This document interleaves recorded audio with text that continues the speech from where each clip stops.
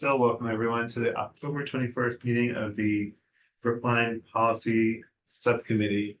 We have 3 items on the agenda today. The first is our first readout of the recommendations of the Climate Sustainability Subcommittee groups, 3 of them. One of them is going to read out to a different subcommittee.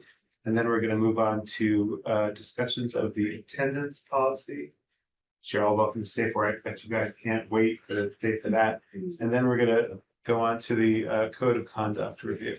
So we're going to stretch that first session to closer to a half an hour. We're going to have 3 groups present out from the Climate Sustainability Task Force. Betsy, do you want to put up the slide deck for that so that we can all review it?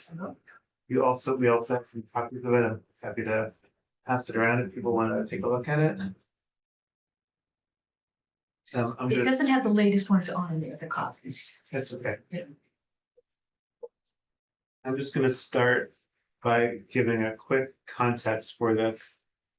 The Brookline Climate Sustainability Task Force was a response to the sustainability policy passed in October of 22. The following May, the school committee issued a call for volunteers for this task force. The goal of the task force was to operationalize the sustainability policy. They had a number of areas. Those areas became the actual groups of the task force, those 4 groups. There are 3 really concrete tasks for the task force. The first was to inventory town assets, and that phase was completed around January-ish. And the second one was to issue recommendations for PSB actions. The constraint on this was to make them viable. They couldn't be recommendations for wild expenditures that we couldn't afford. They had to be realistic. They had to consider the assets that they had already identified. They had to consider what was feasible for the town of Brookline. And then the third, which is what we're into now, is to start to present these recommendations. So prior to the presentation of the recommendations to the school committee for their consideration or actions, they're going to present them to subcommittees. They're going to present them to civil society to workshop them and get feedback for them. So the goal for this meeting, this is the first discussion of the recommendations, by the way. So the goal for this meeting for the next half an hour is some kind of informal discussion. Hi, Andy. So this isn't a formal presentation. This is a chance to workshop ideas. This is a chance to discuss the recommendations that have come out of the group's work. And I just want to start by thanking the groups for the work. I know an immense amount of work has gone into this. So I'm going to stop right there and just move straight into the recommendations. So the first group is the education and curriculum group. They are going to present out to the curriculum subcommittee in November, because their recommendations have a lot more to do with education and curriculum, and are best will be presented more for the Office of Teaching and Learning. So we're going to go straight to group 2, which is around energy, buildings, and outdoor spaces. Sure. And I turn it over to you all. Awesome, thank you. So Matthew Youngton here representing the group. Obviously, I had a number of additional participants in this working group that were instrumental being able to come up with the findings and go through the process. You want to go to the next one? The next slide, Betsy. So in general, to come up with the recommendations that you'll see what's next. So again, just looking to have a discussion on. We went through kind of an inventory of understanding what was going on at the various schools. We did some interviews with the building department and others. We also did some tours of the Pierce School and the New Driscoll schools. So based on a lot of discussions, some of the data findings around the energy and climate performance of the buildings, we ended up having, there's going to be 6, so 3 on this slide and then 3 on the next slide. So the first one we really came into, and I think this is probably one of the more important ones, we actually go into a little bit more detail on the third slide, is really, there's a lot of good work that's being done by the public school system. There's been a lot of progress. What we actually found the gap is not basically communicating that progress out to the community. So with all the good work, how are we doing? How are we doing towards the fossil fuel-free and net zero commitment that's in the sustainability policies? So really the first one, and you can call this a policy or whatever you want to call it, it's can we as the school system / the town, can they come together and basically report out on a consistent, streamlined manner, how are we performing against the expectations of the commitment? So just very simple things, KPIs like what's the EUI of the various schools? What is the greenhouse gas emissions of the school and the system as a whole, and how are those trending? We think that would really promote awareness of the progress being made. And at the same time, a lot of the data can be used by the community, by students and the like, and the various work that they're doing. Sorry, just to interrupt for a second, just to respond to it. So you said a while ago, Andy, when this is finally presented to the school committee in December, there'll also be a report that accompanies it that provides more detail. So you won't be just getting these recommendations, but you'll also get a report with additional details. Sorry, go on. Perfect. So that's kind of the first one. We think that's more of a short term, 1 or 2 years to come up with what are the KPIs, build the standard data processes, and report that on a consistent basis.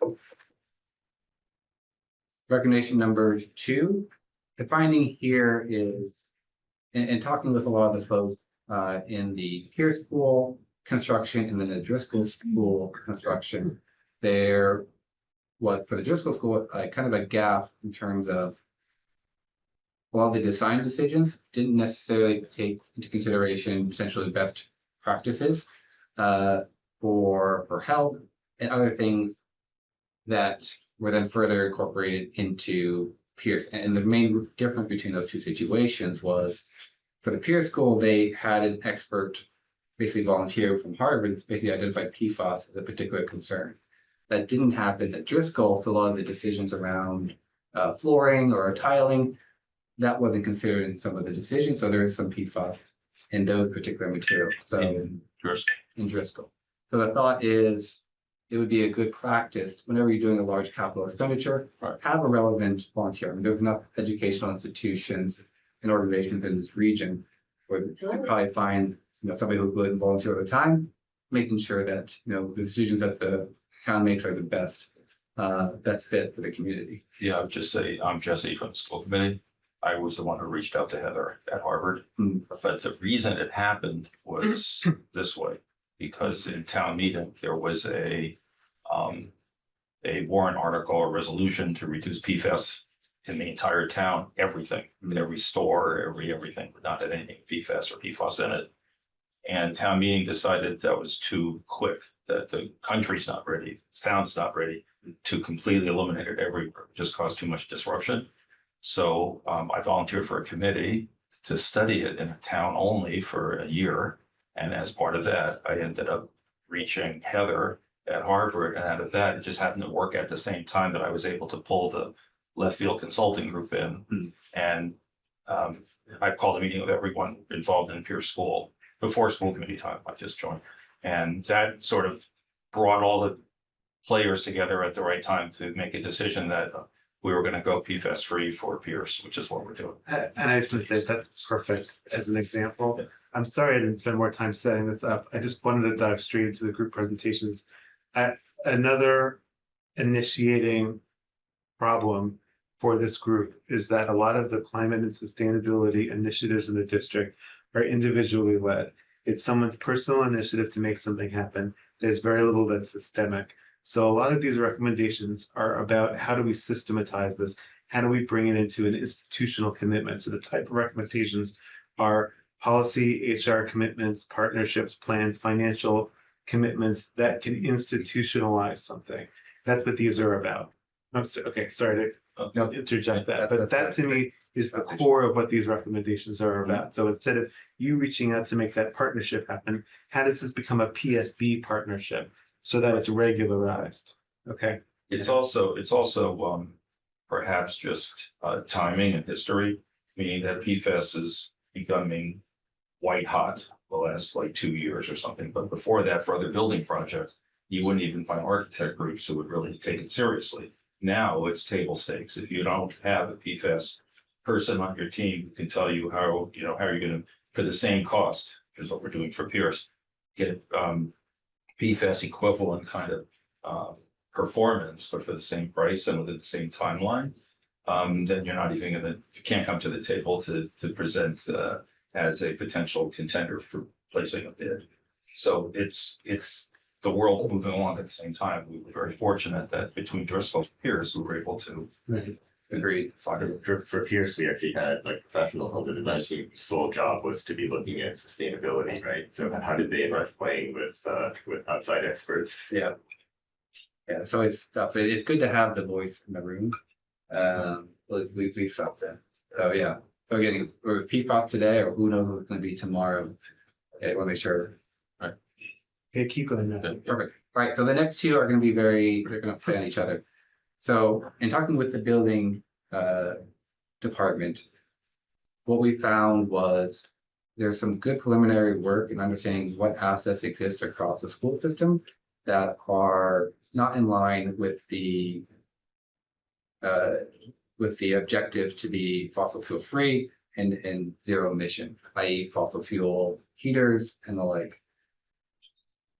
What we don't see is a formalization of that plan in terms of, okay, let's get that bullet to assets, let's make it very transparent to the entire community. These are the assets, and here's the schedule and timing and effort and cost that would take to actually execute on that and achieve the aim in that sustainability policy. So this one is really just saying, can we get a formalized plan so it's very transparent to understand, well, what does this look like to get to there by 2050, or whatever the end date decided to be. And then let's go to the next one. The next one is essentially exactly a follow on all that. Once you have the plan, there will likely be some cost associated with doing that transformation. Identify the funding mechanism, whether they're grants, incentive or the like, or potentially other town resources, and go ahead and seek approval so that at the end of the day, you have that funding baked in, it's fully funded, and you don't have to worry about kind of a stop-start type of situation. I think the one example we heard about was the geothermal at Driscoll, where it was off the table and it came back on the table, and right, we had some change orders and kind of cost and efficiency as a result.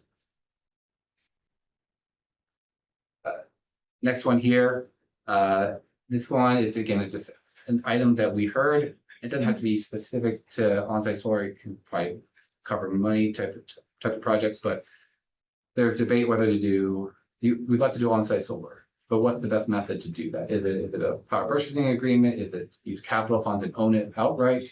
It seems like if there was some guidance statement from the town or the school system, they said, we evaluate, this is our approach. It kind of streamline that decision making when you're going to a new build, and you don't have necessarily an argument over which direction you want to go. Last one here, this one kind of overlaps a hair with group one. There's some opportunities to have some just quick wins in terms of energy reduction. Plug loads are probably the biggest ones, basically turning off equipment, keeping stuff on energy saver mode, etc. We think there could be some annual training and reminders for the educators and staff across the schools. Kind of again, low cost, no cost type of activities to just bring some more energy efficiency. So that's for us. Those are the kind of 6 recommendations that we came up with. Thanks, Matthew. Chrissy, is there anything you want to add? Ms. Chrissy, who walked in. Hi. Well, I think that was a good overview. I think the report will have more nuance and detail, but we can ask us about an hour later. Any thoughts or questions from the first committee? Okay, let's keep going, and we can always come back to this group also. Go ahead, Jesse. There's, I think Alexander Vecchio was named the Georgia Sustainability for the town, and may still be doing Parks and Rec if they haven't found something permanent person yet. So is she plugged into this? I mean, have you met with her on any kind of basis, or? We actually haven't had a chance to meet with her directly. I think that would be definitely. I think one of the things we meant to do is have the opportunity to. Great. If I understand my conversations with her, she's more even tuned to want to do sustainability than to stay in parks. Although she I has met with her on that's his house. Okay, Yeah. let's go ahead. And I don't know if I missed it because I came in late, but I would like to say that the building department, Charlie, has been doing amazing stuff on his own. So it's really like, if we can support that with the sort of policy that helps his work be more transparent, because it's not enough people to do all the things. So I think that would be great for the schools and also for all the community that really cares about seeing this transition to fossil fuel free and less toxic stuff in our schools. To have that be more transparent through a school committee policy would benefit the community, but also help support what that people are already doing in schools like Alexandra and others. This prioritize, are your first recommendations your most urgent recommendations? I would say 2.1, then probably 3 and 4 move the planning and the funding around fossil fuel free net zero. And then I would say our second one, which is around the partnership, those would probably get put in order by those four. Thank you. Yeah, can you run that order? Sure. So 1, Yeah. 3, 4, 2. 1, 3, 4, 1, 2. 3, 4, 2. Okay. The reporting is out there. Okay, I'm sorry to be rushing so much. I wish I had budgeted more time, but I'm gonna push on to the next group. To food service and waste, group 3. So Betsy, if you want to move ahead to group 3. Okay, well, here we are. And I want to thank you for that recommendation. We all need to meet with Alexandra Vecchio.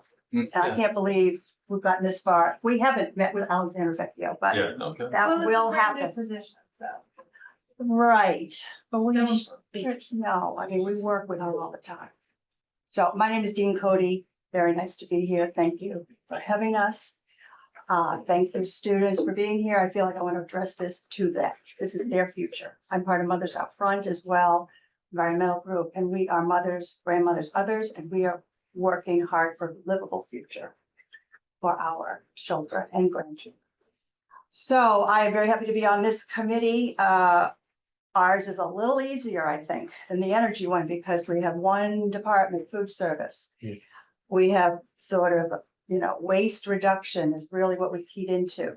We have a terrific committee. We have students. Luckily, we have 3 students. They're leaders in food justice, food waste reduction, plant-based food. We also have parents who are know about waste reduction, work with the town on a lot of composting and waste reduction issues.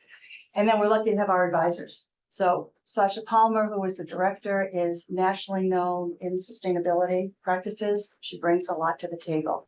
Rebecca, who's here, is our new sustainability coordinator.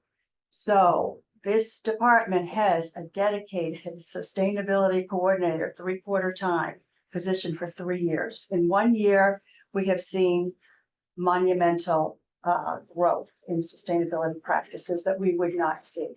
It's now way more systemic, what we're able to accomplish. It's not volunteers like Mothers Out Front in the cafeteria trying to get kids to accomplish. Now have a real program. So we'll move to the next slide. We probably had 20, 25 recommendations we came up with. We're down to 4. And they're You wanna not, do this, not with this slide, but by the next slide, because I think it's easier for us to look at these slides have a lot of detail for they recommendations. do. I was gonna give 4 top, but that's all right. Oh, Okay, all right. So we have 4 recommendations. They're not in any order. This first recommendation is compost 100% of food waste. We are halfway there. The reason we're halfway there is because of 3 or 4 years of volunteers and now a fully dedicated person to this. So we are recommending to the school committee that you commit to composting in the remaining 5 of 10 cafeterias. The timeline, we think it could be done in the next 2 years. DPW is absolutely essential, and we work with Alexandra Vecchio School Service, Food Service does on this because they provide a lot. They provide the money to haul away the food waste. They provide the whole infrastructure, how-to guide that the other 5 schools have already used successfully, and they do some basic training. What are the outcomes? This will reduce trash. Reducing trash reduces cost. It's little, but it helps.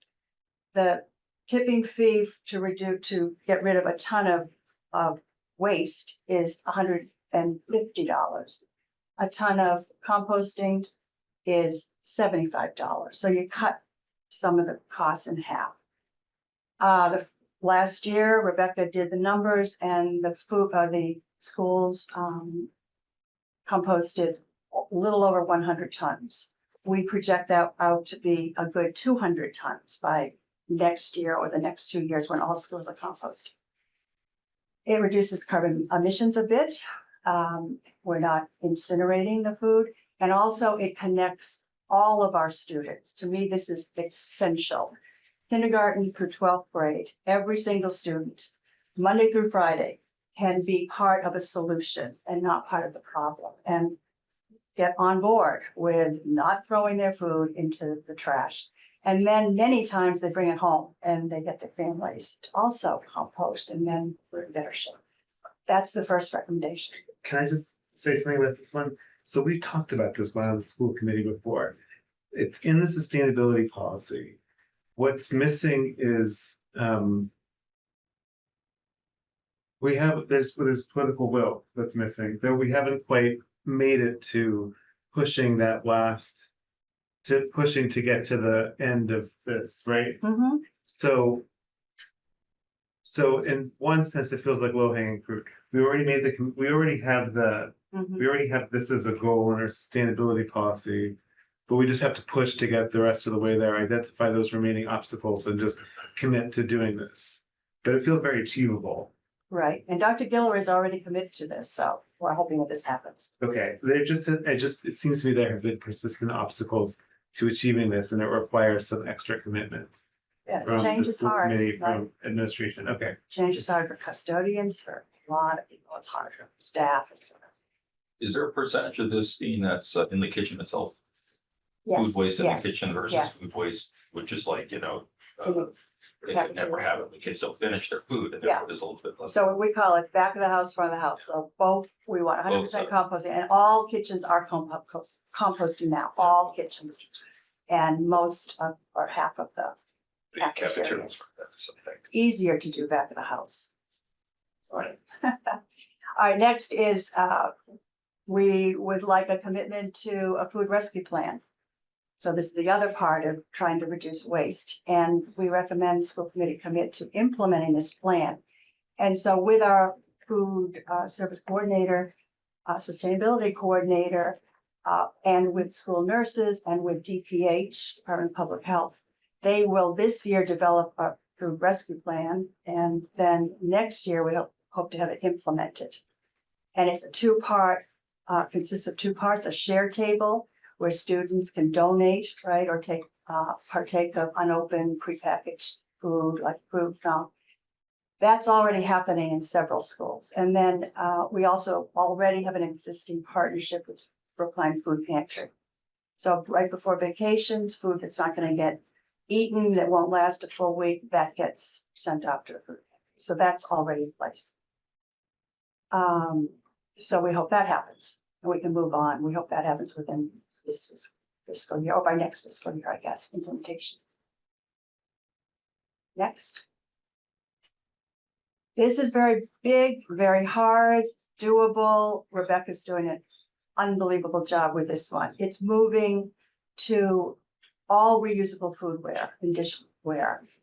Meaning, see those trays, the metal trays, not throwaway, not every day throwing away every tray that food is served up. And it also, Rebecca and others are working on eliminating all single-use plastics. So we're really be eliminating a lot of trash and all through doing this. And luckily we have a private donor that you know about. And that donor has funded dishwashers, industrial grade dishwashers in all the schools, with one more to go, Baker. So we can do this. And I think also all of the trays were already purchased. So this is happening and it's doable. And we'd like to see the remaining cafeterias and kitchens onboarded this year. And this, of course, what are the outcomes? It reduces our solid waste, our carbon emissions, our harmful chemicals from PFAS and other things. And again, it's a sustainability behavior that we'd like our children to learn and for all of us to practice. It's ambitious. Can I Next. just, one point about this one, just as we discussed, there's the possibility that there might be a financial cost to this one if we were to do 100%, right? Because the trays might be too big for Lawrence. Right, so, Is that So- true, Becca? Yes. so when it says where feasible, maybe Lawrence doesn't participate in this one. Or if it does, there might be an additional financial outlay, but otherwise it's a policy commitment. Yes, it's a political Okay. commitment, and yeah, there are some technical aspects that we will have to sort out on the, but yes, it's more the commitment. Okay, thank you. Yeah, I was gonna add in our ongoing efforts to bring kosher breakfast lunches to students who need that. That will also be extra complicated in terms of reuse of the way that they're delivered to the school district. Interesting. So I'll speak with them Yes. about what the extra cost might be, but then also maybe, I know what they deliver today is most likely in Boston Public Schools, Sharon, et cetera. Not, and private schools, about 1,000 meals a day. Mhm. They're probably not reusable because it'd be made in one kitchen offsite and then delivered to the district. So if that comes to be, which we're hoping this year, I'll knowing about what you're talking about here, Dean, now I will, and then having worked with Sasha on the PFAS side anyway, I will recommit to make sure we can address this if possible. Good. Sounds good. I know Sasha's been talking about that. Yeah. And, before I go over the last recommendation, we do have a draft, a written report that you can have actually sooner rather than later if you want. It's draft, but it will give you more detail about all of this. So the final recommendation is that, we make the sustainability coordinator position permanent. So it is funded, it's been funded for 1 year, 2 more years to go, and then after that it is not. However, the food service department aims to fund the position with its revolving fund from increased revenue, from increased uptake, meaning serving more meals, and also savings from its sustainability practices, such as reducing these throwaway items. So we recommend the school committee approve this position, and that would start in fiscal year 25-26, school year 25-26. 26, 27, I think, right? At this point. 26-27. Yes. Question about that. My understanding of the privately funded anonymous donor sustainability coordinator position, that's a town position, but are you talking about something within the school department? Was there also donation for a, There was a separately funded PSD 0.75 FTE position within food services from a private donor. This is the same donor that funded the dishwashers.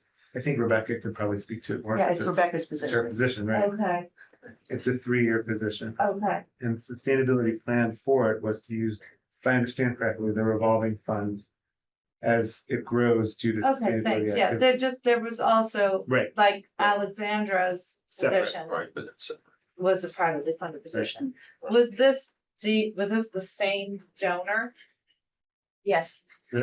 anonymous donor? But you know Sustainability. it's the same, Excuse me?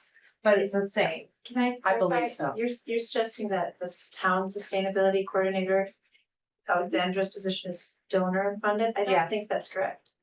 I believe it is correct for Yeah. a few years.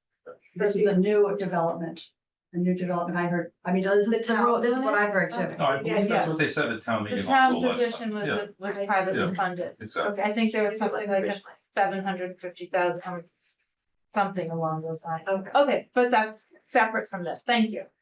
I just wasn't sure. okay. I just have maybe a budget question, you can help with this. When you mentioned about increased revenue from each use uptake and savings. Does that money really get to stay within the food service program? In other words, if there was significant amount of savings with the school district, well, maybe would the school district look at that and say, well, that, I don't know, $100,000 that we saved or $500,000 that we saved now that we're doing sustainability in all 10 locations, and we have this savings. So that reduces our budget a little bit, and we could really use that for something else outside of food services, or does it really stay in the same playground? I think revolving funds generally kind of, keep to themselves. Oh, okay. But I don't know what the rules are, but in practice generally is. Okay, thanks. Okay, thank you, Dean. Let's go on to the last group, the transportation subcommittee. Go ahead. So we are the Brookline High School Sustainability Task Force Transportation Subcommittee, and these are our recommendations. So these are the members that helped work on the slideshow. My name is Marina Turchin. I'm a junior in SWS at BHS. I'm Toby Silman, also a BHS senior, so a member of the Climate Justice Club, and well, as of last Wednesday, a member of the Bicycle Advisory Committee. Hey, Good job. I'm Layla. I'm a BHS senior. I'm Amira, and I'm a BHS senior. I'm Tia, and I'm also a BHS senior. I'm here too. I'm Eric Colburn, a VHS teacher. Awesome. So to point out that Toby also made a short film about the work that these 4 groups have done, and it was excellent. Just one other question though. It seemed to me you were all seniors for the most part, so, okay, so there's somebody to like bring up the next group, and all these people disappear around you, saying, where'd they go? Okay, We good. have some other people who aren't here too. Okay, great. Good. Thank you. Continuity, yeah. All right. Okay, so our first recommendation is incentivizing greener staff commuting, which is a policy type of recommendation. We believe that it will be short term, about 1 to 2 years, and our expected outcome is that there will be a reduction in how many teachers drive to and from school, and lower GHG emissions from teacher commutes.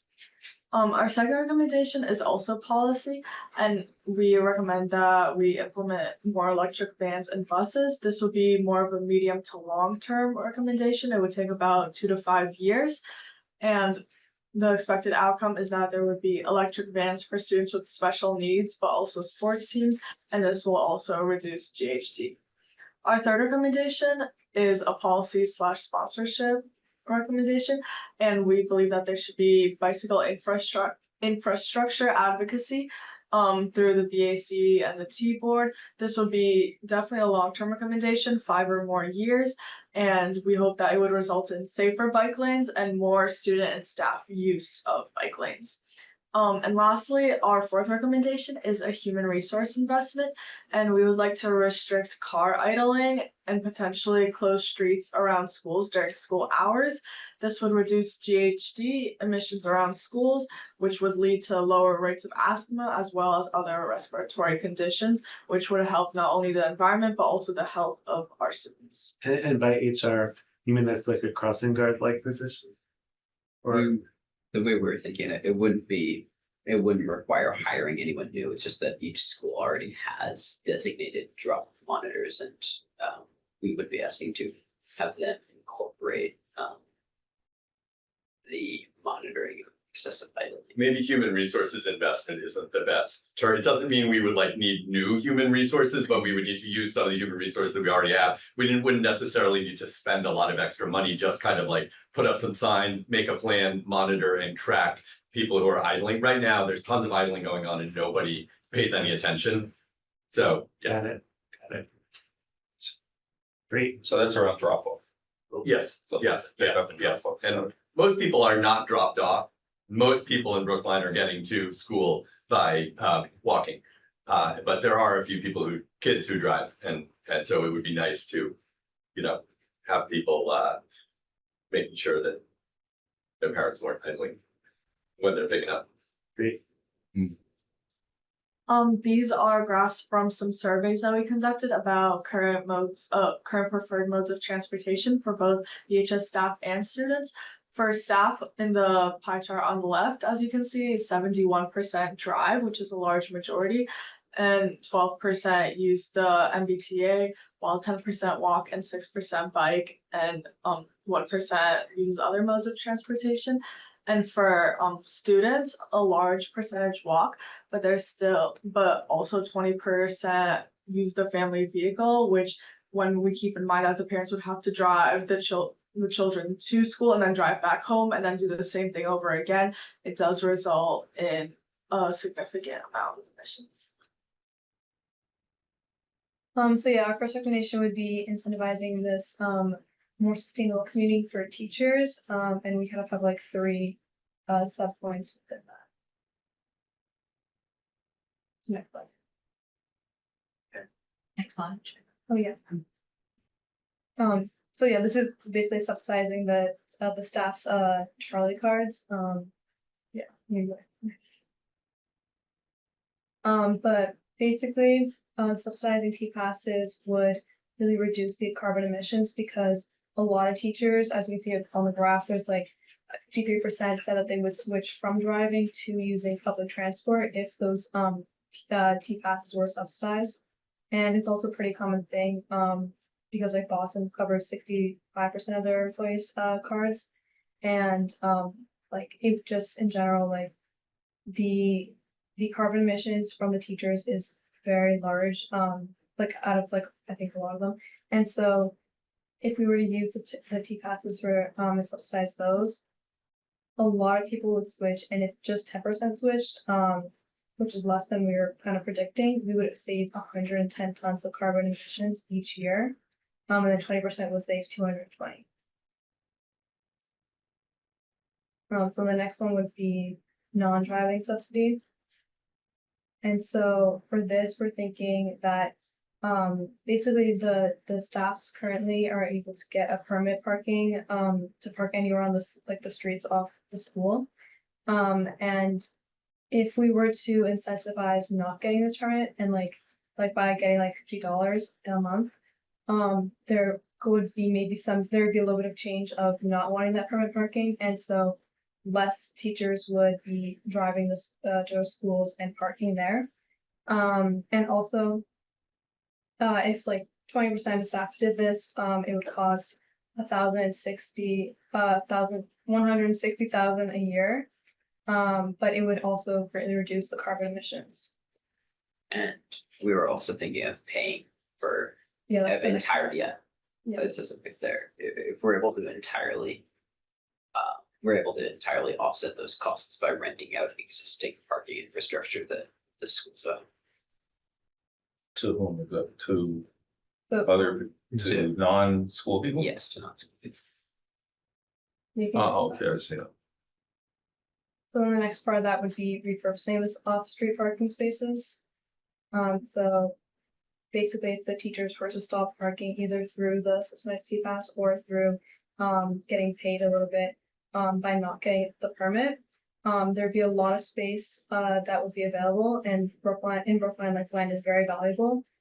So if we were to just rent this out, like we have here, so, like it says that like Brookline could be paying like $200 per month or so, and that would get us like $480,000 a year.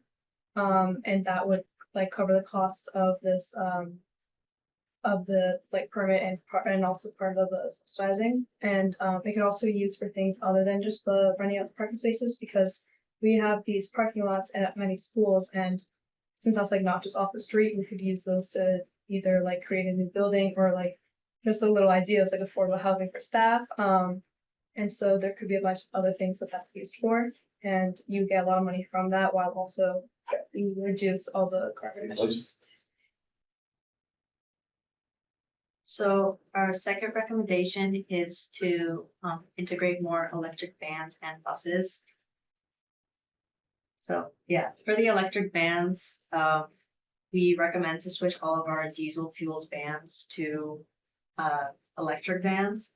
So through like special ed or for field trips or through Metco, we have a lot of these diesel fueled vans. And so some benefits from this would be that through parking, again, we have spaces like in between two of our buildings where we could implement charging stations, and they're more cost efficient and they'd be more accessible since most of these vans would like only require the same charging station. And like I said, we already have the spaces, and also it would give us a good model for how electric school buses can be done, because it's definitely a tall order to get a bunch of electric school buses, but vans are much more doable and like can be in like a shorter time span, so we can really see how it would affect and like the changes that could be made. And that says establishes infrastructure for buses. But also a good way to use these electric vans, like aside from like special ed, like transporting students to from school and from home, could be close sports games instead of getting all of the students to go into diesel fueled buses or vans. We can instead have them in electric vans, and then that way there would be less emissions and also maybe even like easier for students to orient themselves. These are just two of the options for exploring electric vans. Yeah. And there's certainly a variety of federal subsidies that could be explored for purchasing these vans. Thanks for crossing this out for us. Yeah, the Mercedes-Benz one was like just one that I went by Googling, trying to see like what kind of passenger van we could use. It says that it's around like $66,000. But we also have the Model 1, which is a company that sells like different customizable passenger vans, and we don't know the price for those, but like, and that means that so there's a lot of options for school committee. Okay, so next is electric busing, parking. And diesel buses get 8 miles per gallon, and the two Sobro buses run 50 miles per day, which is 12.5 gallons per day, or 2,275 gallons per year. In 2020, 22.5 pounds of emissions / gallons is 26 tons of CO2 emissions a year. And we recommend building 2 electric charging stations in the school parking lot. And we also recommend to do like for the short-term future, rearrange the busing schedule so that 1 to 2 buses would stay in the town and travel in the town, so we would not have to worry about charging stations outside the town. The buses dying outside town. And operating costs would be would most likely be lower with electric buses. Definitely be lower with electric buses. Long term, it will clearly make sense to electrify the buses, but given the complexity of the task and the relative size of the emission saving, it seems to make more sense to focus first on incentivizing car-free commuting for students and staff, since implementing those programs would be relatively straightforward, would probably cost less money upfront, because this costs a lot of money right now. So maybe this would be a long-term type plan. So Just before we move on, I remember, I think at my first school committee meeting last night, asking this question about the budget when transportation came up. And I believe the answer was, it's only May, I don't remember right, but I'm pretty sure what they said was that we lease the buses from a leasing company. And so I asked exactly your question was, so why don't they just provide electric buses? And the answer, I believe, was they don't have them in their fleet yet. It's That when they extremely, would, yeah, We would. right. It's not like, it's again like the PFAS thing, right? Right. When there were 2 companies, I think, remember Carol, we were talking about this? Eastern. None of them 2 companies have or electric. something, and then we were deciding which contract to switch out or something. And then we said, then I asked about it and they said, well, the company we're going with doesn't have them yet. But when they do, then it'll just like happen, right? We called the companies and they do not have, we asked and we said, Right. do you have electric buses to lease? We're from Brookline, and they were sort of like, electric buses, what's that? Yeah. I don't think any of these leasing companies are anywhere close to getting electric buses. Right. Someday, of course, it probably will happen, but they're gonna have to be forced to do it. So if we want electric buses in the near term, we're gonna have to do it ourselves.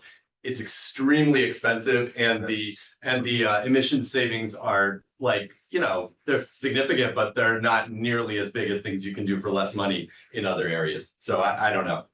And we also talked to a group in Newton that is trying to do this. And we talked to people in Brookline who've worked on this for years. And this is a really tough problem to crack. We should do it eventually, but it's tough. Yep. And then I guess one other question was, What about teachers who are already driving EVs to work?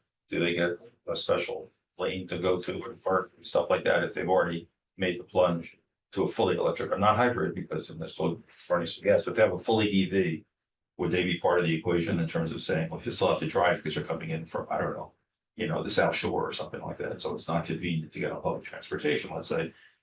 Would they be part of this plan if they have fully decided to go?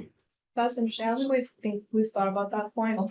but I think that I don't that would think, still be like supported because they're obviously not like adding to the carbon Right. emissions. So I feel like we could add that in, like Yeah, try okay. to. Give them a subsidy too. Yeah. Why not? That's right, Yeah. because they've already. And they're like, invested in the- they spent all that money on. Thank you. This recommendation revolves around biking because, based on surveys we've conducted, there is a large proportion of students and teachers who drive to school and can bike, but a lot of them lack a safe route to school. So we're recommending that the school committee work and communicate with the bicycle advisory committee and the transportation board to express support for bicycle infrastructure. Like, for example, there's a bike lane currently being debated on Washington Street, and if we could get the school committees express support for that, that would be incredible.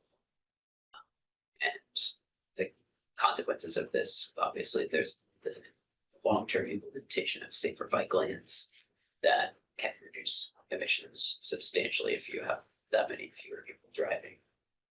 And of course, having more students and staff biking to school is great for student and teacher health as well.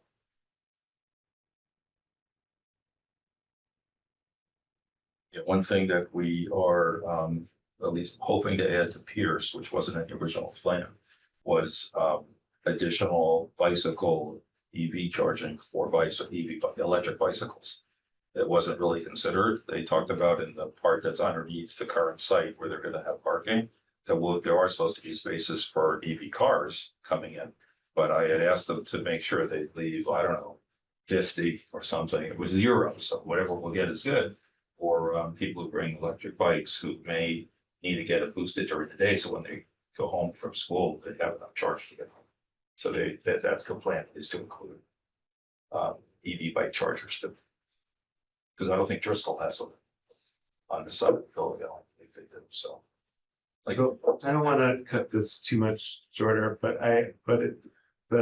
we gotta wrap this one up. Yeah. So if you could just go through the last bit and then we gotta move on. Maybe skip this slide. Yeah, we've already gone through. Okay, there's one more, right? Is there one more recommendation after this one? So this slide just says like that the school committee should have a policy of endorsing the bicycle advisory committee's recommendations. And it has some kind of nitty gritty about like just routines of supporting bike infrastructure. Okay. And if students and staff bike rather than drove, it would be pretty significant emissions reductions. Okay, was there a fourth recommendation on this slide? yeah, Okay, it's, oh, right, Yeah. We discussed this. okay. So let me just open it up if there are any other questions from policy subcommittee members or anybody else for any of the groups.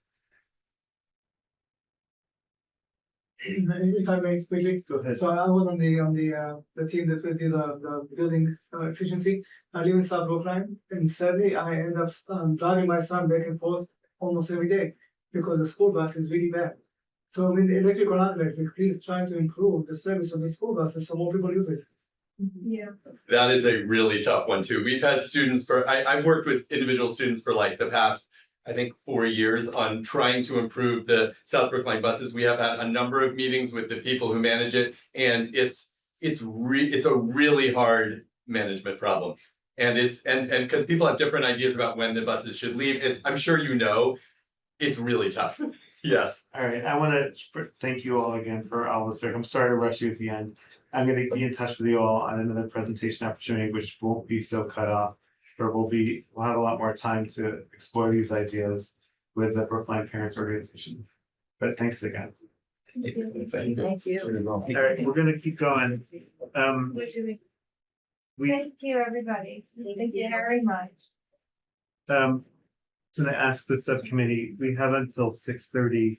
Do you want to go longer than that, or do you want to keep it to 6:30 and shrink I it have down. I have to be at the EF meeting, Okay, which then, starts at 6:30. okay, then I want to just, let's get through the attendance policy and then talk a little bit about the student code of conduct. Okay. Thank you guys for your participation in that. So let's talk about these policies. So I don't know if you had a chance to take a look, but Alicia Mallon of MASC provided alternative policies to what we had. And I thought we could start by taking a look at the attendance policy. I also, let me just start with a big picture. So Sorry, is Sarah here? I don't think she's not on this subject. Oh, Um, I'm getting confused, Yeah. sorry. I four of us. still. But can't Suzanne keep is track. on, I Hi, have it so Suzanne. that we don't see non-video participants, but Okay. I can change that, but Suzanne is on the. Hi, Suzanne. The general response I had to MASC's comments were that our policies seem to be much more detailed and operationally inclined than MASC's guidance, and that the extent to which they're operational, they suggest that those details be included in policy handbooks. So we could take that guidance or we could not. By policy handbook, you mean like building level handbook? Yeah. So specifically, if you look at section 2 and section 3, those details, MASC says that they're commonly placed in handbooks. And they propose the sections in red after the policy. So do you want to take a minute just to take a look at what they have in red? I'm really curious to know. So sorry, the red The red is on page MASC's. 3 Yeah, is what they're saying. that's their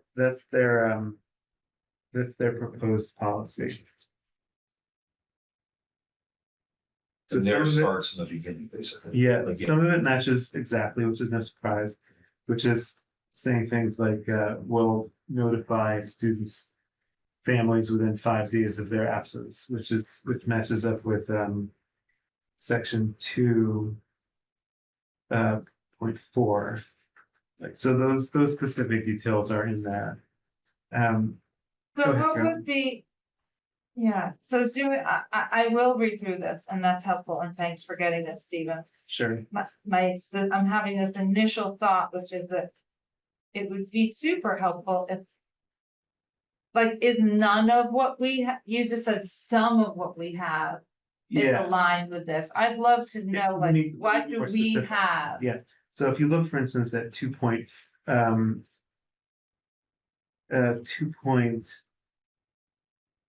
and 3, that's really specific. Even 4, anything that says a process for, that's the stuff that I think MASC is telling us is not typical for Okay. policy. Yeah, it would be great to know, like, what is All that makes sense. superfluous. Yeah. All of section 3 here is also, it doesn't have an equivalent in the MASC proposal, right? Yeah. Like where we list all the possible reasons for an excused absence. Right. I think they're saying that's best left for the handbook. We don't have to do it that way. We could leave it as is. I'm also leery of suggesting a change that requires us to have a concurrent change elsewhere for us to get something passed. I kind of feel like we have this like legacy policy manual that we can like clean up through this process. But it's kind of a heavy lift, right? Like if we do it the way that they guide us to do it, it'll. But here in their first, oh, sorry. No, go ahead. Just I'm not. this sort of, our section 3, excused absences, has a corollary in the second paragraph, although there's not a space, but. So in the red, therefore, students may be excused, blah, blah. we just take a lot longer to say. We list more things than we do. No, we list 9 things and they only give it 3 or 4, so I think, Yeah. I think we're doing a more complete job. I Plus, know. plus I like the idea that in ours, in number 3, we're just saying they're observing a religious holiday, MASC as major holiday. I think that's a interpretation, better not to have. So, I mean, this is a policy, but our version was already relatively streamlined. Like, it's not too different from the MASC. I think there are others that are much more overloaded with details. The other thing is that when the principals asked us to take a look at the attendance policy. Do you recall some of their major concerns? I noted one of the concerns from Runkle that Oh, I do. that they sent along to me as a suggestion for clarification. I sent this to the principals as well and got a response from Runkle. Sorry, That there's a note, there's a from Russell. what's unexcused, okay. there's a what's it called, a superintendent's update or some more Here. page Mhm. that has some details that aren't Oh, yeah. aligned with the policy, and they suggested that it simply be aligned. I thought that the main thing that they wanted to convey to us was that they didn't have enough tools to actually enforce attendance, and that there just needed to be a bigger stick. Is So what that would how that you heard mean it for the too? policy? Yeah, basically, that they, yes. They wanted more tools for doing something or following up or, so, but I guess with this, I guess MASC would say that belongs in the handbook. Well, I don't know. I mean, because if it's in an area where the principals feel like they need backup at the school committee level for whatever they need to do, right? They talk specifically about there just need to be consequences for missed days. There need to be clear procedures for imposing those consequences, including jeopardizing your promotion to the next grade. So that might be beyond the scope of an attendance policy. But anyway, that's the sort of help they were looking for in that meeting. I wish I understood more. I mean, it may be a sort of follow-up to the principals. Because I feel like we've heard a consistent message from them that this was something they were looking for. More structure around, more, I guess, as the Runkle principal says, like quantifying. I guess I'd be interested in knowing kind of more about what the problem is. Yeah. But maybe that's going too far backwards. And your question, Stephen, is what do we think about? I mean, so my general. Wait, can I just Sure, say, yeah, just yeah. in response to what Andy just said? Sorry. If you look at the last page of MASC minimum requirements for this policy, the second to last bullet does suggest that this policy should contain exactly that. It says that it should contain academic consequences for absenteeism. So if we did want to add details to what that stick is, the policy could contain that. Yeah. So my initial comment seems wrong, that it was more for the policy handbook, that this policy could contain more details on what the consequences for excessive absenteeism is. And So, it just so would, I understand, we're talking about when to leave it in a policy and when to only have it in a handbook. Right. Because the last page is just for handbooks. They said at the top of the note, they're saying these include the following items which are most appropriate for inclusion. Oh my gosh, you're right. I'm sorry. Yeah, so that's why I got. What we just So say the at policy opposite of level what- is that, like loss of academic credit is a possible consequence of absenteeism. Of chronic absenteeism. Right. Yeah, I mean, Just spell that, just say that in the handbooks. in the handbook, Could say sort of what the consequences are yeah, for Right. what kind of absenteeism. but it would have to be consistent across schools, is that right? We couldn't have one school that says something happens if you've been absent. Absolutely, Okay, absolutely. Absolutely, it has to be consistent, or absolutely it could It be. should be consistent. Oh, it should be. yeah, because if, as you move from school to school, the way we handle absenteeism should be the same.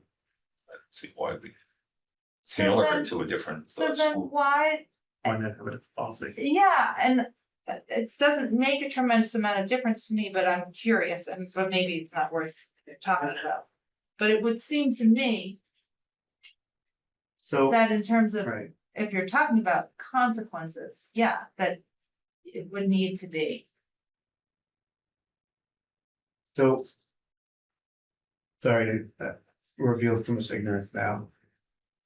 When the principals were saying they would take something for the beginning of their handbook, it was code of conduct, right? That was what they were taking to start their handbook. Betsy, do you remember this?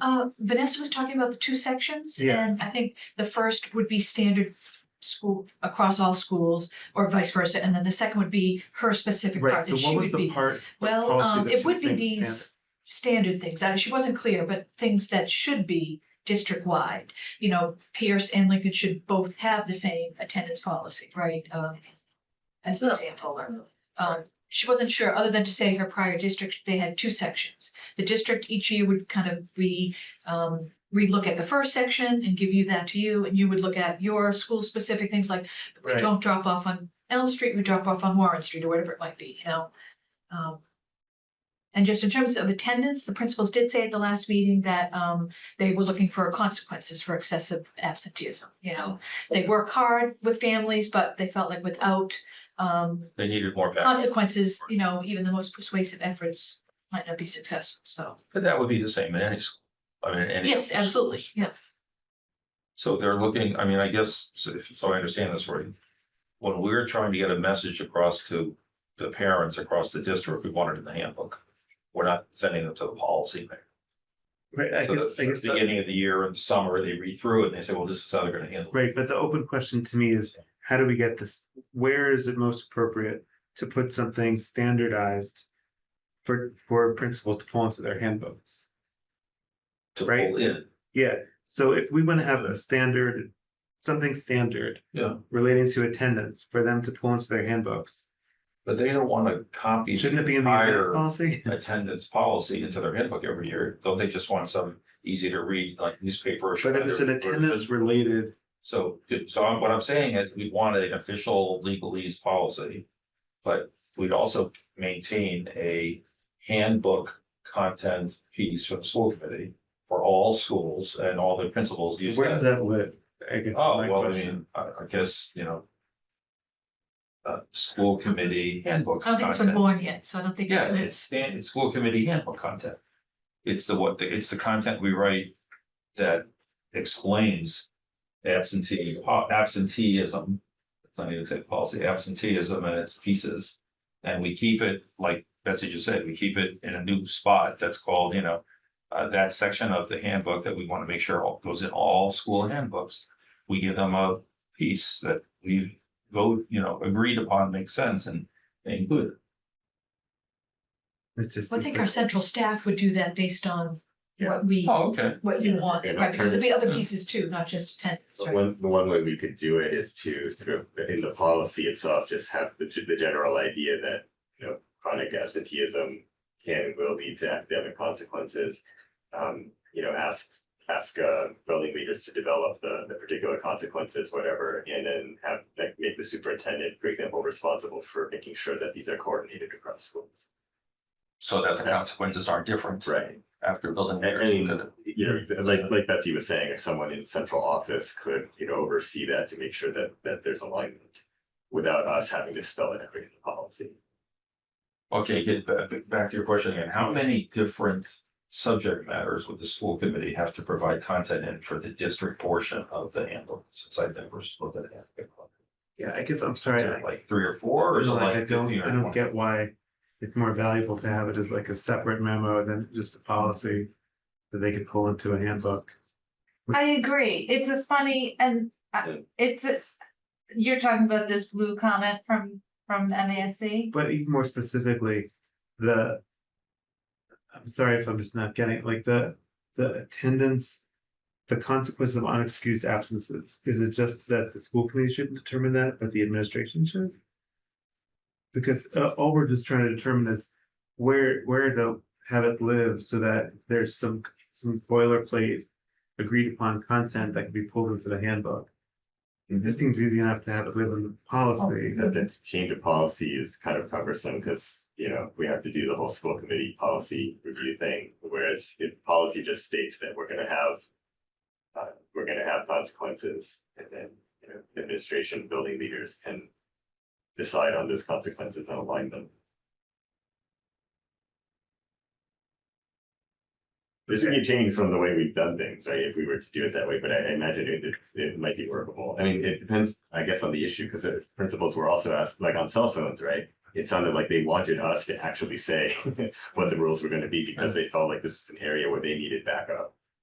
For something like this, it might be something that we can safely leave to, those who are on the ground, actually, dealing with chronically absent students.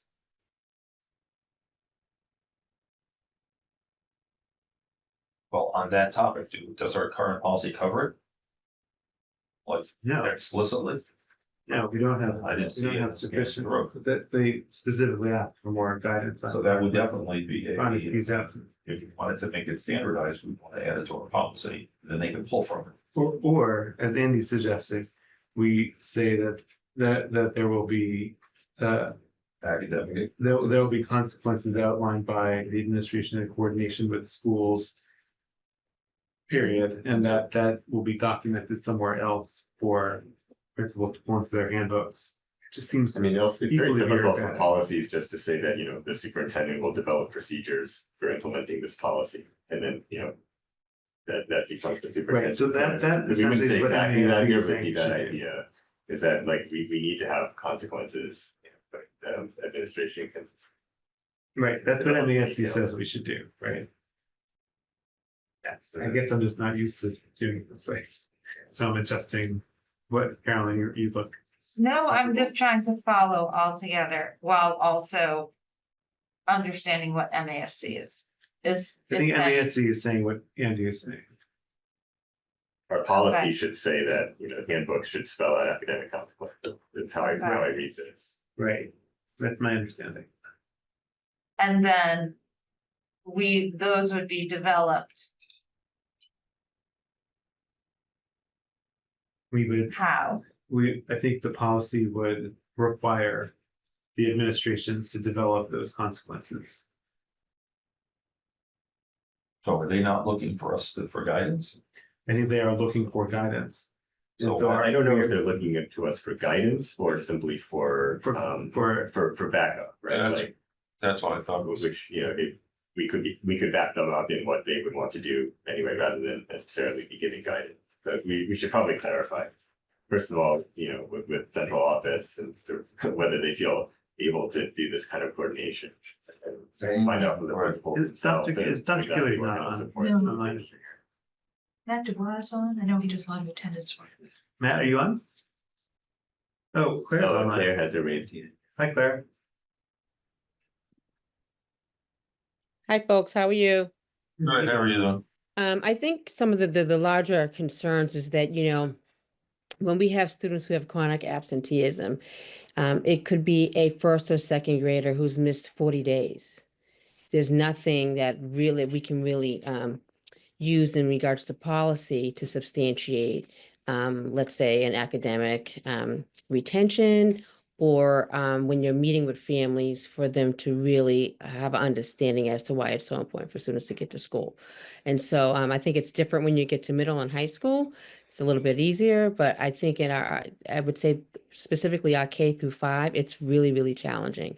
And so I would, from my perspective, it seems to me that principals are really looking, like Andy said, it's for you to have their back, but also to have something that is very clear that there's a potential academic consequence. So Matt's there too. I'm sorry. that's helpful. Are you suggesting, for example, something that explicitly ties into potentially not advancing to the next grade? Is it? I'm not sure that we have to spell it out to that extent, but that there are. I think oftentimes when building leaders are meeting with families, there's nothing concrete that they can turn to. Matt's on as well. He can probably chime in, but I mean, when these situations are happening, we're really kind of employing all of our wraparound services. So someone from Matt's department, Matt might be called in. You know, if it's a Metro student, Malcolm and his team are being called in. We're doing all the things, but there's still an issue around attendance, school refusal to get the kids in. So at that point, when it gets to that level, we need more support.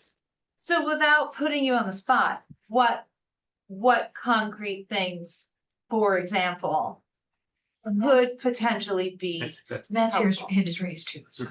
Yes, Matt needs to be made a co-host, maybe. I think he just texted me. Let's see. He may have something. He should be able to,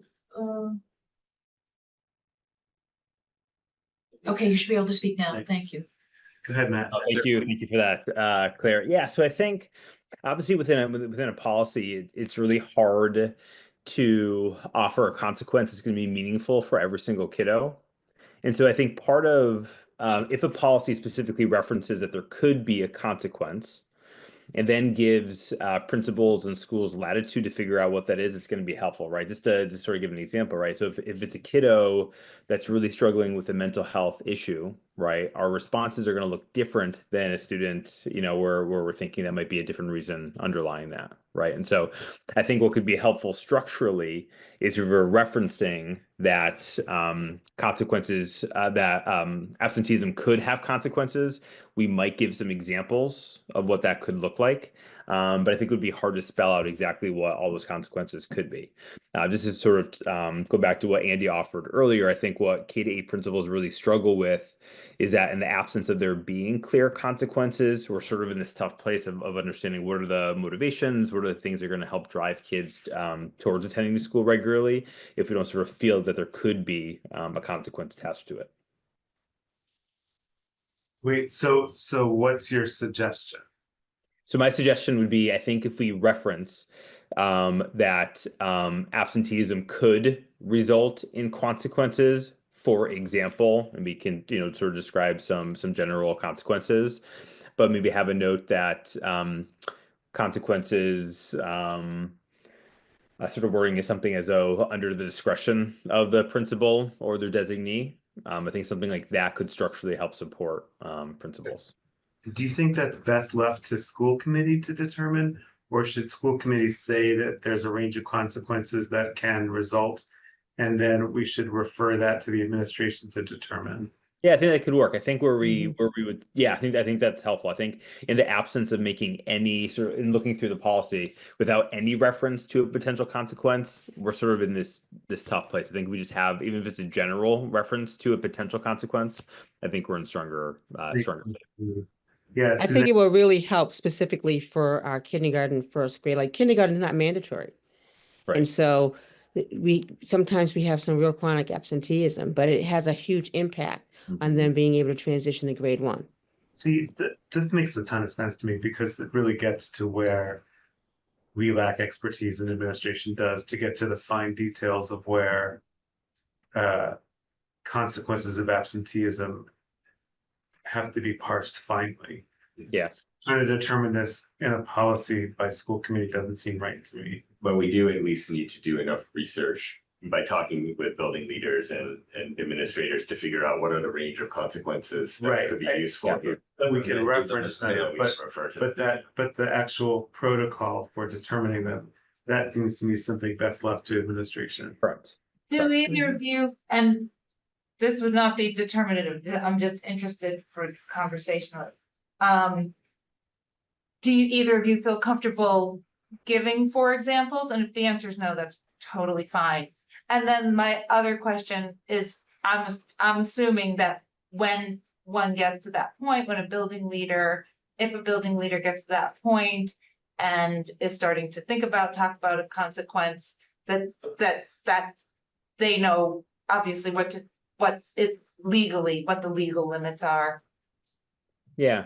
Yeah. I mean, I think at the high school, the natural consequence of absenteeism is a potential loss of credit. Right. So that's sort of the, for lack of a better phrase, the stick, right, that we're sort of thinking about that helps support it. I don't know if there's a clean analog for that for the middle school, but if we reference, potential that it could impact grades, and I know you surfaced, the idea of retention. Obviously, that's not a thing that we would want to, use liberally. We've had some very extreme circumstances where it might have been the correct decision in partnership with a family. But yeah, I think a further conversation with principals would be helpful. And Claire, you said it was in K through 5? That I find it's K through 8, but specifically some of the concerns I have are for our younger grades, Younger, yeah. And I think what's really challenging is, we know we have school refusal by students, but oftentimes it could be our families, our parents who are having significant issues. So it's not necessarily the student who's having a mental health crisis. It really could be a parent. And that's when we're thinking about, what are some wraparound services we can provide. And sometimes those services work and sometimes we just still can't get them there, but the impact is actually going to be on the child. So it makes it really, really challenging. We need to be able to at least turn to something, and say, this is a policy, we have to get those students into school. Yeah, my sense is that if we were able to stratify, as you were saying, Claire, like K to 5, then mid school, then high school, with maybe 2 or 3 generic kinds of consequential things, in the lower grades, it's more creativity and service provision and discussion. In the middle grades, it's more like maybe grades / potential retention. And in the upper grades, more like you said, Matt, loss of credit and advancement. And, sort of it becomes a little more serious when you're, 9 through 12.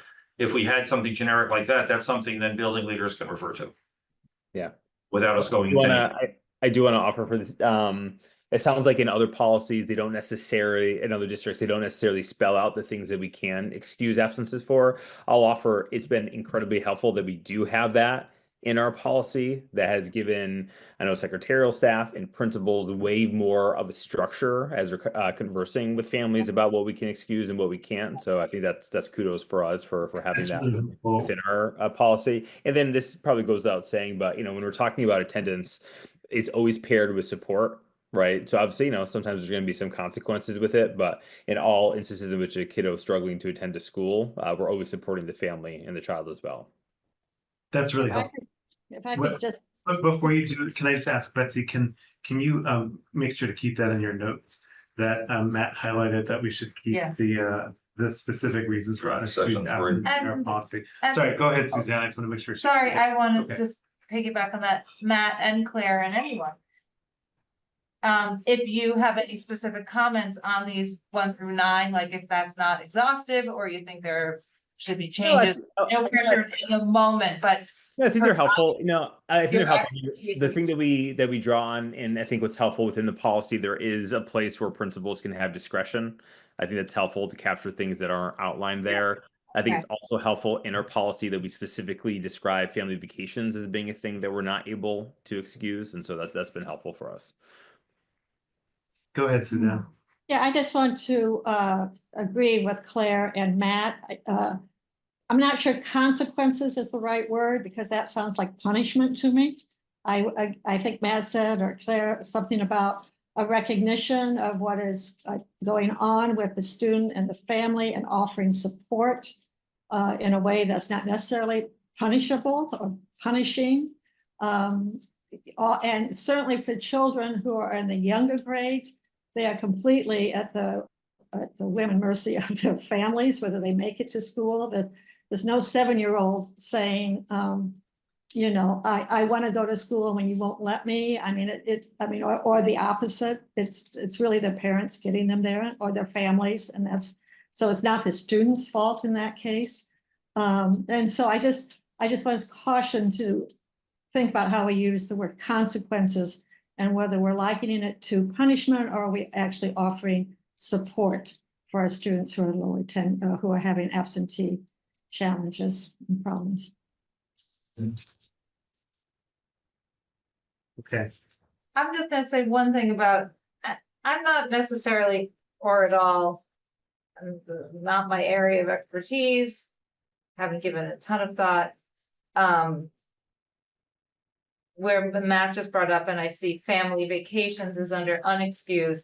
I would say, my children went to the Baker School, which is massively international, as many of our schools are. My spouse is an immigrant. So when we want to bring our children, and when lots of people want to bring their children to Brazil, India, Indonesia, it does sometimes. Yeah. I mean, it's a choice. I guess it's just a choice. It's a choice. But it can be difficult not to sometimes take that maybe it also ties into teaching and learning, where after a few years, you catch on that the last day before a vacation, there's no learning, it's just movies. And when you need to travel really far to be with your family. Yeah, you may- Carolyn, what I would offer, yeah, I think that's a family choice. And, you know, if there's a decision where, you know, extending a vacation results in 3 days, you know, loss of school, probably not the biggest deal, you know, in the world. Where I think in some of the more challenging situations, if attendance is already an issue, Yep. and there's a choice, sometimes that can make it a little bit challenging. But I think there's a common sense approach to it, right? Again, there's nothing bad that's going to happen if, you know, generally I'm attendance. just saying it for the record, and we've only ever done one day, and my kids are almost never otherwise absent. And I recognize also, we've definitely had friends who are just like, they just go for like a month. It's good, and they're just, I'm sure that's really disruptive for the teacher. When Okay, kids are gone. let's talk next steps for a minute. So,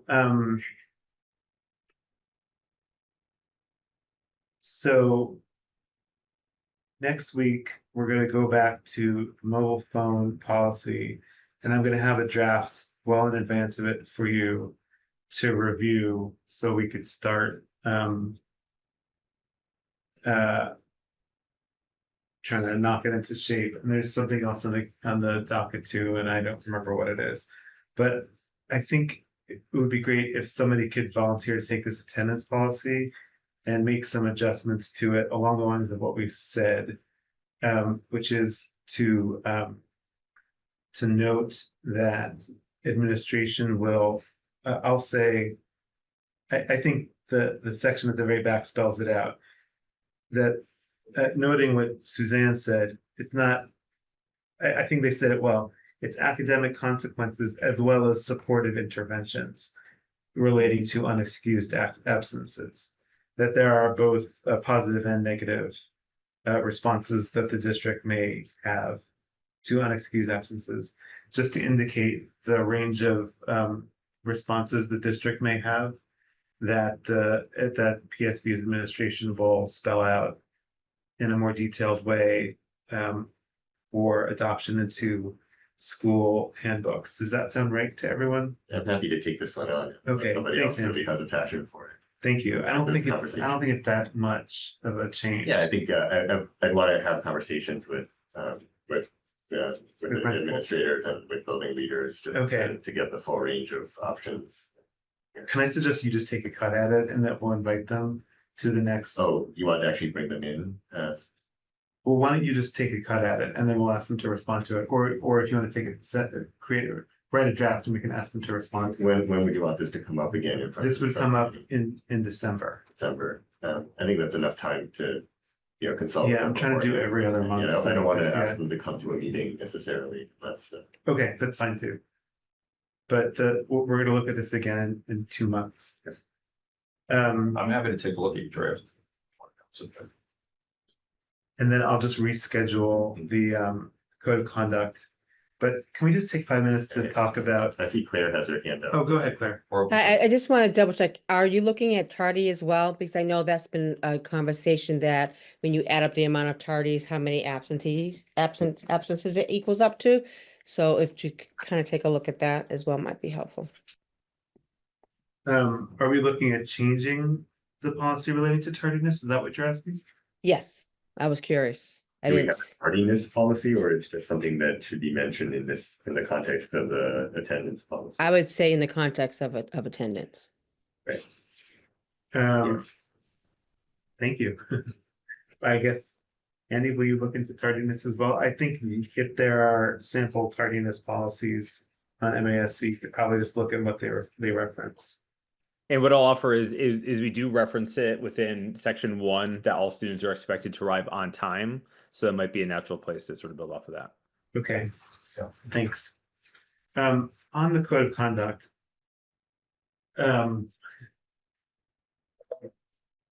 Anyone have anything to say about the MASC response to our code of conduct? I didn't have a chance Okay, to look at it, okay, maybe but I can, it's best that we just. but I vote on it did anyway. look at some other districts and I did look at some MASC stuff. And my response, and I did that after I had started going through and found myself at least on page 2 before there was anything that seemed to resemble a policy. Yeah, we have. So lots to I'm handle. guessing that the MASC is recommending something more streamlined. And my reading of this, if that's the recommendation, I would think that's probably going to be helpful. I guess my overall comment is if MASC thinks that our attendance policy was overly operational, then our code of conduct, I think, really freaked them out, because I think they seemed. I think they found our code of conduct to be to have confused the policy with the protocol a little too much. Can I ask you a question? Yeah. Susan? So you sent this, I don't know if I got sent the this, like, background. yesterday, so. Okay, so all the blue bubbles are their comments and the red is theirs. Yes, that's Okay, right. thank you. That's right. So maybe the docket for the next meeting can just be the mobile policy and a discussion of the code of conduct policy.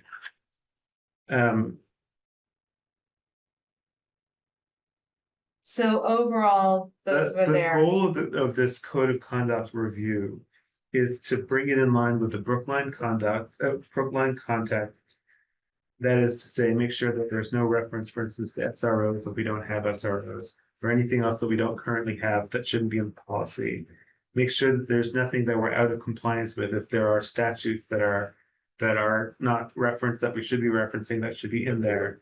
That's the goal. The goal of this isn't to make value-based changes to it. If you have value-based changes you want to make, you're welcome to suggest them. But the goal of this is just to bring it into compliance. The MASC's overall suggestion to me seems to be trying to shift our thinking in a pretty substantive way about how we're handling policies like this, which where my brain has been a pretty significant shift. So I guess I'm just putting it out there to this committee. I'm not sure what the best process is for handling this. So for me, it's not a shift because I'm new. So this is the first time. So that's interesting, right? Like, so, and I'm interested. So maybe your best More- position for this. No, but thank you, but no. But I'm interested in, like, when you say shift, when you say from to, and I think you're saying to something that doesn't include as much protocol. I'm still interested a little bit, I guess, in the from. And I guess, I mean, I'm just being honest, I started going through this and I just redlined almost the first 2 pages, which seemed to have no policy, but were philosophical, which is fine and nice, but I'm not sure that policy, that's useful in policy or it is policy. So maybe, I mean, this may be too radical, but I'm wondering, does it make sense for us to read the MASC recommendation, respond as to whether we think it's sufficient, and maybe at the same time go through what we have and pull out pieces that we think are not in the MASC, but we want to retain? Just procedurally, I wonder whether that might if there is a sort of agreement that we Right. should start with MASC, like if we're doing scorch the earth, I don't know that we are. But if we are, then maybe just starting with what they have, and if anything, being additive rather than trying to cut and cut and cut. But that's just a thought as I'm thinking about, okay, what do I do when I go home? Just like literally, how do we approach this? I But guess, that's just a Jesse, thought. Andy, any thoughts Totally about open. it? My thought is, as four people looking at the same document, I don't really understand how we're gonna proceed as four different people working on 60 pages of policy to try to decide what we want to keep and what we don't want to keep. I think it's insanely time consuming. It's only, If we work on it together line by line. How is this particular policy used? Like, is it reprinted in full in the student handbook? Claire, Matt, do you know how or if the student code of conduct is used in the schools? Is it reprinted? That's a great question. I know principals have done a lot of work in the fall around their handbooks. I think there might be a little bit of range. I wouldn't be surprised if there is some copying and pasting. I think it does provide some nice architecture for the policy, but I'm not sure exactly how every single principal has how they've done it. Yeah, I would agree that there's a little bit of copying and pasting and referencing to the Okay. policy. But it's not like incorporated in full into anybody's. Yeah, I thought it was. Into something that anybody uses on a daily basis. I thought this chunk was the front of the book for the, Maybe in some policies, we should take a look to see how well they match up. I'm Yeah, looking we- at rules right now, Oh, and okay. they reference it. So they have a school rules section, talks about the PSB code of conduct, this little paragraph, and then there's a link to it. Yeah, I thought it was a reference, yeah. That's what I'll they look at talked VHS, about 'cause- at and the VHS is a whole other kettle of fish. Right. I guess I imagine that a student code of conduct is something that should be pasted in all of the school handbooks. And should be a streamlined, easy to read portion of the of the school handbooks. Because it should be a really important part that should be easily and quickly referenced by families. It's just that this, as it's written, this has more to do with telling staff how to respond, rather than telling students how they should be behaving. I mean, the implicit is some standards of behavior for students, but it seems more explicitly about how the school system and how staff react to things that happen. Do you think it would be helpful for me to ask Alicia Mallon to come in and talk to us about the optimal purpose of a student conduct, or is that just, should we ask? the I guess principals I to would ask need what they to would most read first what the MASC's is, and is that and you sent it earlier. And it's embedded. in It's everything. embedded. Okay, They basically took section by section, saying this section of yours is closest to this section of ours. This section of yours, we don't know what that and then do, is, and so on. and then do we have a sort of single, this is their recommendation? No, Okay, but is everything that they recommend embedded now Yes. in this? so Okay. this isn't a policy. This is like 2.5 policies Okay. here. But the red is exhaustive Yes. with respect to MA. Yes. Okay, so Well, we So don't know I wanna if there's that read policy what the that red they did, is. But they pasted They pasted it in full. In full. Yeah.